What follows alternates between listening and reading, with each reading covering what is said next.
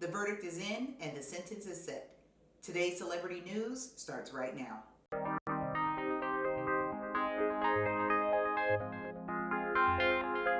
Welcome back to today's celebrity news. I'm your host, Jay So Extra. Before I get started with my topics, I just want to thank all of you for your support during my hiatus.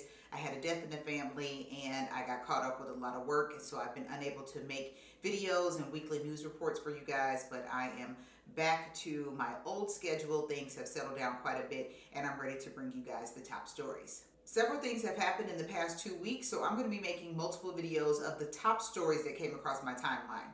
Today we're going to start with the celebrities and public figures who have been sentenced to prison. Todd and Julie Chrisley of USA's Chrisley Knows Best have been sentenced for their federal tax crimes. According to an article from CNN.com, the Chrisley Knows Best couple were found guilty in June of conspiracy to defraud banks out of more than $30 million in fraudulent loans, CNN previously reported. In addition, they were found guilty of several tax crimes, including attempting to defraud the Internal Revenue Service. Before I go on, I want to take a moment to give you some background information on the Chrisleys. Todd Chrisley is the patriarch of the Chrisley family. He and his wife, Julie, and their 4 children had a show on USA called Chrisley Knows Best. It was another reality show following this family living in the South and living their everyday lives. Now, in the show, you can see their opulent lifestyle. They have a big house, they have lots of cars. You can even see Todd scolding his daughter about the amount of money that she's spending and saying things to her like money doesn't grow on trees, you have to get a job, you have to start your own business, as he did. Now, the show never really followed a day in the work life of the Chrisleys, but they alluded to, in many episodes, the fact that the Chrisleys were in real estate and in other business ventures. Since the conviction and the sentencing, USA has decided to pull the plug on the show and pull the plug on all of their spinoffs. All of the episodes that have been filmed up to this point will air later in 2023, but that will be the last season of Chrisley Knows Best in any shows that were affiliated with the Chrisley family. The CNN article goes on to read that Judge Eleanor L. Ross sentenced Todd Chrisley to 12 years in prison with 3 years of supervised release. His wife, Julie Chrisley, was sentenced to 7 years in prison and 3 years of supervised release. Their accountant, Peter Tarantino, was sentenced to 3 years in prison and 3 years of supervised release. Ryan Buchanan, the U.S. Attorney for the Northern District of Georgia, said during a press conference after the sentencing hearing. According to the Department of Justice, evidence in the case showed that the Chrisleys were able to obtain the loans by submitting false bank statements, audit reports, and financial statements. The money was used to buy luxury cars, designer clothes, real estate, and travel, a Department of Justice press release stated. Again, all of these things were shown on the show, but you never saw the Chrisleys going to work in any capacity. Then, while earning millions of dollars on their former reality show, the Chrisleys, along with their accountant, conspired to defraud the IRS and evade collection of delinquent taxes. Todd Chrisley founded Chrisley Asset Management, a real estate investment firm that launched in 2002. The business purportedly closed during the 2008 housing crisis. While their 2022 fraud conviction made headlines, the Chrisleys have been known to be involved in some questionable financial situations. Forbes reports Todd Chrisley of USA Network's Chrisley Knows Best knows that he spends heavily, after bragging that his family sometimes spends $300,000 or more just on clothing. Chrisley was forced to declare bankruptcy in 2012. The outlet continued. His petition for bankruptcy stated that he had just over $4.2 million in assets and debts totaling $49.4 million. Those debts including $12 million in mortgages and a bill from the IRS totaling $595,227.98. Despite those numbers, the spending continued, prompting the court-appointed bankruptcy trustee to investigate whether Chrisley was hiding money. Chrisley's lawyers denied the charges and the bankruptcy was finally settled. ICTSD writes, Chrisley carried out losses recovery and asset liquidation for non-performing commercial and residential properties through his company, which gives us a clue into the type of financial string pulling the Chrisleys purportedly did in order to make their money. So if you guys are unfamiliar with asset liquidation, when you go to a business and you see there's a sign of another company says saying a liquidation sale, everything must go. Sometimes these big companies will hire smaller companies to come in and liquidate everything in the building, every piece of merchandise, the fixtures on the walls, cash registers, lighting, everything. They will sell everything to try to recoup the money that the company has spent to keep this store open. And that's the commercial side. Now, in the residential side, if let's say someone is default on a loan for a bank, or their property has fallen into foreclosure, then other companies will go and buy these houses and then turn around and sell them so that the bank can make their money back. But in between, the companies themselves do make money. So that's how Todd Chrisley was able to get into so much debt, because he was probably buying, this is all speculation from me, but he was probably buying residential properties and didn't have the funds in his business to continue to buy more properties. The more properties you have that are not selling, all of your money is tied up in that mortgage, because now you own the loan and you own the bank. He was probably trying to flip those houses and recoup his money and make a little bit of a profit, but again, overextended, didn't have the funds, and that's how he fell into such tremendous debt. Todd and Julie Chrisley were slapped with conspiracy to defraud the United States, a single count of tax fraud, 5 counts of bank fraud, and 1 count of conspiracy to commit bank fraud. Assistant U.S. Attorney Annalise Peters claimed in the government's case against the Chrisleys that the couple lied through their teeth in order to secure over $30 million in loans in which they blew on luxury items.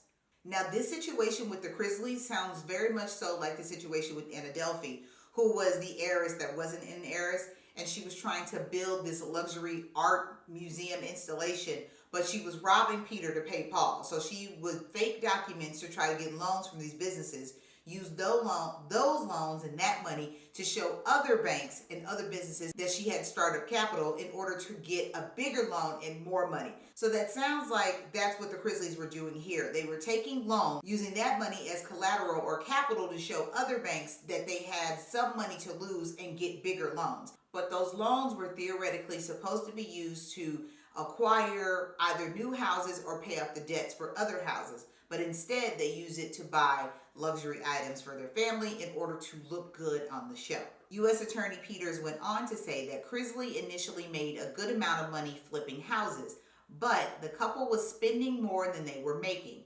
That's when Peters alleged the Chrisleys engaged in scrapbooking, which meant that they were piecing together parts of their financial records, statements, in order to secure loans in order to pay back older loans, just as I mentioned previously. The Chrisleys then filed bankruptcy in 2012. Some $20 million in loans later, and the family put $500,000 in unpaid taxes on the back burner. But they soon secured a reality TV show deal, and the family earned a purported $6 million between 2013 and 2016 alone. It was alleged in court prior to the conviction that they hid some of the money they earned from the show with their own production company, 7C Production. The Chrisleys were ultimately charged with defrauding banks out of a whopping $30 million. The reality show provided a lot of evidence for their conviction, because you had multiple seasons of this family spending an exorbitant amount of money on looking good for TV, but none of the money that they earned from licensing deals, appearance fees, or even from the show went towards any of the debt that they owed. Now, when you Google Chrisley Knows Best, you will see their IMDb or their Wikipedia page for the show, and I just want to read to you what the synopsis of the show is. Multi-millionaire real estate developer and entrepreneur Todd Chrisley, his wife Julie, and their children are a picture-perfect Southern clan who have everything money can buy. But behind their over-the-top lifestyle lies a real family with real problems and major drama. Todd Chrisley runs his life like he runs his business, with an iron fist, and doesn't care who he upsets in the process. A major control freak with a flair for freaking out, he micromanages his family's every move and every expenditure.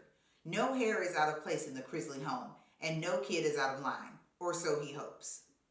Now, on the Wikipedia page for the show, you can see all of the cast members, which is essentially all of the family members. But at the very bottom of the Wikipedia page, it says this. On August 13th, 2019, during the 7th season of the show, Todd and Julie were indicted by the Georgia Department of Revenue on multiple tax evasion and bank fraud charges. They turned themselves in on August 14th and were later released on a $100,000 bond. Despite the charges, the series was renewed for an 8th season. The couple settled the case with the Georgia Department of Revenue, but still faced multiple federal charges, including tax evasion. The federal trial began on May 17, 2022, and ended on June 7th. They were convicted on each of the charges against them. On November 21, 2022, Todd and Julie Chrisley were sentenced to 12 and 7 years in prison, respectively. The series and a spinoff, Growing Up Chrisley, were canceled. A handful of episodes from the previously renewed 10th season, which were filmed prior to the trial, will air on USA Network in 2023. If you have no idea who these people are and have never seen an episode, I recommend that you go to Hulu to watch every episode of every season of Chrisley Knows Best. There you'll get a better idea of their opulent lifestyle, and also you'll see the emphasis they put on not only appearance, but the emphasis they put on in impressing people. We have another update in the Tim Norman murder for hire trial. The insurance agent that helped Tim falsify documents and create an insurance policy for his nephew Andre Montgomery has been sentenced. I'm going to read to you a statement I received from the Office of the United States Attorney of the Eastern District of Missouri. U.S. District Judge John A. Ross on Monday sentenced a former insurance agent to 3 years in prison for helping a former reality show star fraudulently obtain life insurance on the nephew the star later had killed. Judge Ross said there was no evidence that Wael Wali Rebhi Yagnam knew that a murder was going to occur when he committed insurance fraud, but added it was a foreseeable outcome that bad things were going to happen. Yagnam, 44, pleaded guilty in July to a charge of conspiracy to commit mail and wire fraud. He admitted conspiring with James Timothy Norman to fraudulently obtain a life insurance policy on Norman's nephew, Andre Montgomery Jr. Norman and Yagnam began submitting life insurance applications in October 2014, containing numerous false statements regarding Montgomery's income, net worth, medical history, employment, and family background in an attempt to obtain policies. One $200,000 policy was ultimately issued that contained a $200,000 accidental death rider that would pay out if Montgomery died of something other than natural causes, and a $50,000 term rider that would pay out if Montgomery died within 10 years of the policy's issuance. After Montgomery, 21, was fatally shot by Travell Anthony Hill at 3964 Natural Bridge Avenue in St. Louis on March 14, 2016, Norman repeatedly contacted the insurance company about the claim and later hired an attorney to help. Yagnam placed 2 telephone calls to the insurance agency seeking to file a claim. Montgomery's relatives pointed out in statements during Monday's hearing that Yagnam coached Norman on how to pretend to be Montgomery to obtain the policy, a policy that was necessary to make the murder for hire profitable for Norman. The statement mentions that the insurance policies were crucial because that was the only way for the murder for hire plot to be profitable for Norman. Now, I have made a video in the past about the text messages between Wael and Tim Norman, going over how they can obtain these policies. Wael was asking Tim lots of questions about Andre in order to get the policies completed. You guys can find that video in my Tim Norman Murder for Hire playlist here on my channel. This statement goes on to mention that Terica Ellis, another conspirator, is going to be sentenced in January of 2023, and that Tim Norman's sentencing is currently scheduled for March 2nd, 2023. I'll be present for those sentencing hearings, and I'll give you guys updates when they occur.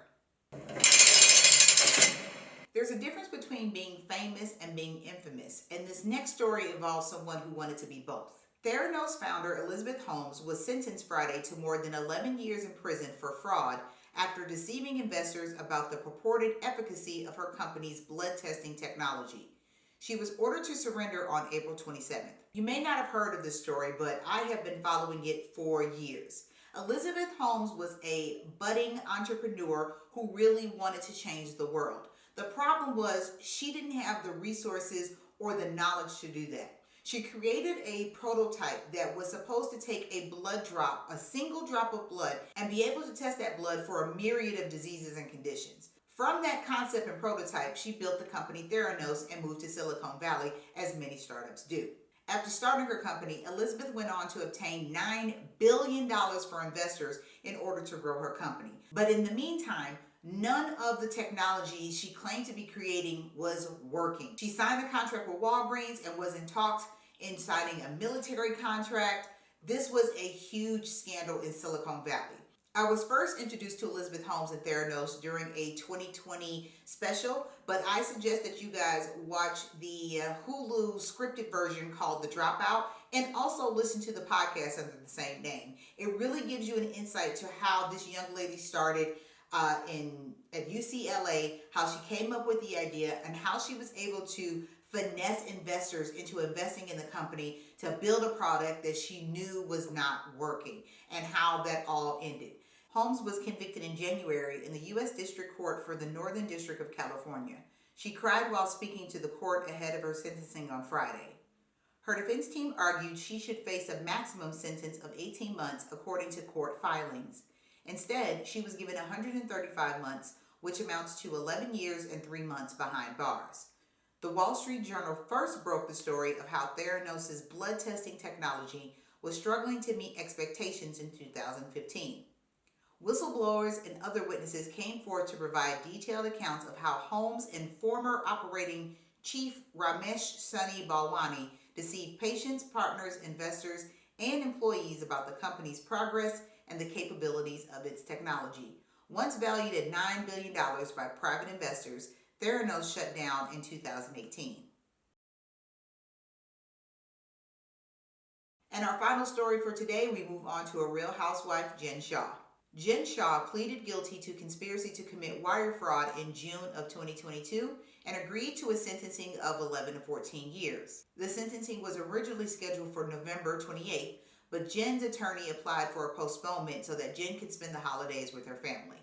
When Jen Shah was first arrested, she pleaded not guilty and was facing up to 30 years in prison. After a few months, Jen changed her plea from not guilty to guilty and agreed to serve anywhere between 132 months to 168 months in a federal prison. Jen's new sentencing date is December 15th of this year. I'm unable to attend the sentencing in person, but I will give you an update on the hearing when it occurs. I just realized that all of the cases that I've covered today involve people getting convicted and sentenced to prison for fraud, whether it was tax fraud, mail or wire fraud, defrauding investors, defrauding the IRS. It all had to do with people lying about finances in order to get more money from different entities. I'm not sure if fraudulent activities is a new trend for American crime, but I do hope that anyone who has been convicted of fraud not only has to serve time in prison, but is forced to pay restitution to those who were affected. That's all I have for today. Make sure you like this video, and if you're interested in more content like this, please subscribe to my channel. For today's Celebrity News, I'm JSO Extra. Thanks for listening, thanks for watching, and until next time, stay safe.